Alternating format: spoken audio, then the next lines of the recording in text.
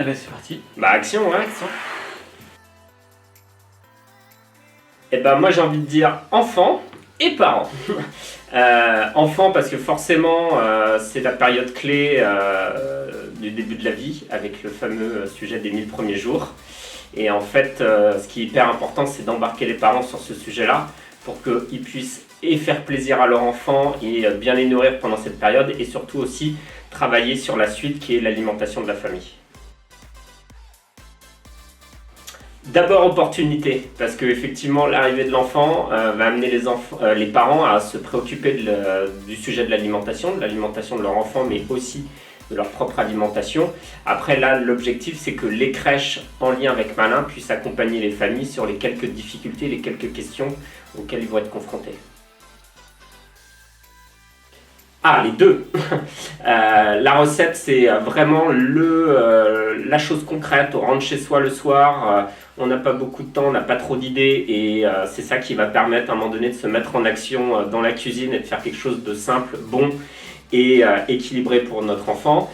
Et l'astuce, ça va être on passe à table avec le plat et là, à un moment donné, il y a le fameux sujet de la courgette qui passe pas la première fois et là on a besoin de la petite astuce pour qu'au final on lâche pas le sujet de la courgette trop vite.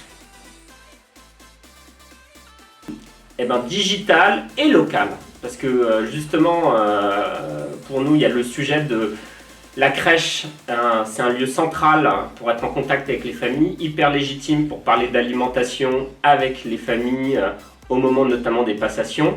Et ce qui est top, enfin pour moi du coup là on est vraiment dans le local et la proximité et ce qui est hyper important c'est qu'une fois qu'on rentre à la maison, eh ben, on ne peut plus appeler sa puère et là on est seul avec son enfant et c'est là où le digital intervient pour la recette, l'astuce qui va bien pour pouvoir mettre en application ce qu'on s'est dit avec la puère. Qualité, même si sur un certain nombre de points, il faut être vigilant sur la quantité, par exemple sur la matière grasse, sur la protéine, mais bien entendu qualité parce que effectivement l'objectif c'est de pouvoir choisir les bons produits, se faire plaisir, d'être dans une relation de qualité avec sa crèche, son enfant et son rapport avec l'alimentation. Et il n'y a pas photo, c'est qualité. D'abord une question de sensation qui provoque ensuite une émotion et effectivement faut pas centrer le sujet uniquement sur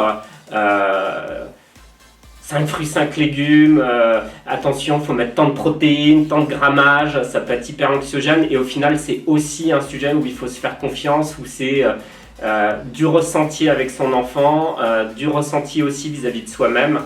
Et il faut aussi s'écouter et écouter ses sensations et ses émotions.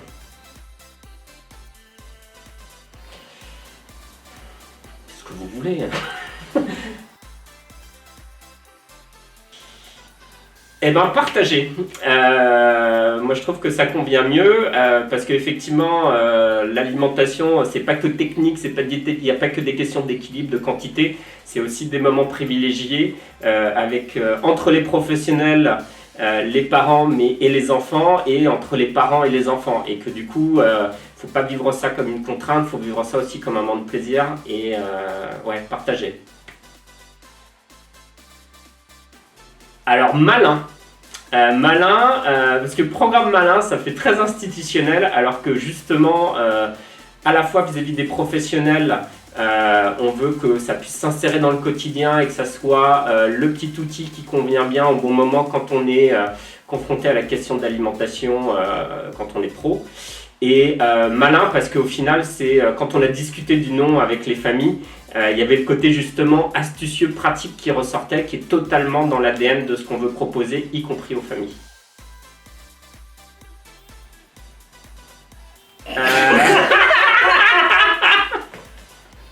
Et j'ai pris une respiration pour qu'on puisse couper. C'était quoi le premier? J'ai entendu Lapin Crétin. Alors faut pas que la vidéo soit diffusée à mes enfants, mais je vais dire Lapin Crétin. J'ai quelques BD de Lapin Crétin qu'on m'a offert pour mon anniversaire il y a 2 ans. J'avoue être assez fan, mais j'avoue que je préfère la partie de BD. Parce que le cri du Lapin Crétin me tape un peu le système. Mais non, mais Lapin Crétin parce que effectivement... c'est... je sais pas, qu'est-ce que je peut dire ça, on n'a pas créé